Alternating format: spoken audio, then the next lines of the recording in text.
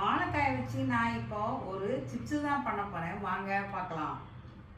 இப்போ இந்த வாழைக்காயில் இருக்க தோலெல்லாம் நம்ம எடுத்துடுறோம். எடுத்துட்டு நம்ம சிப்ஸ் பண்ணணும். ரொம்ப ஈஸியாக ஸ்கூலுக்கு போகிற குழந்தைங்களுக்கு நம்ம ஈஸியாக பண்ணி கொடுத்துடலாம் இதை. இப்போ வாழைக்காயை நல்லா தோல் சீவிட்டேன். இப்போ பாருங்கள், நம்ம சிப்ஸுக்கு நம்ம சீவுறதை. இப்போ வாழைக்காயை சீவியாச்சு. வாழைக்காயை நம்ம இப்படி சீவி தனித்தனியாக எடுத்து வச்சுக்கிட்டு அப்புறம் ஒவ்வொன்றா பொரிச்சா நமக்கு சௌகரியமாக இருக்கும். சீவின வாழைக்காய்களை ஒவ்வொன்றா போடுறோம். நல்லா கிறிஸ்பியாக வர வரைக்கும் நீங்கள் பொரிக்கணும். இதை அப்படியே திருப்பி விட்டுடலாம். திருப்பி விட்டு கூட பொரிக்கணும். இப்போ வாழைக்காய் நல்லா பொரிஞ்சிடுச்சு. நம்ம அதை நல்லா வடிகட்டிட்டு நம்ம அதுக்கப்புறமா உப்பு மிளகாத்தூள் போட்டுக்கலாம். இல்லை மிளகாத்தூளும் உப்பும் கலந்து வச்சுருக்கேன். இப்போ இதில் நீங்கள் போட்டு நீங்கள் விரவிட வேண்டிதான்.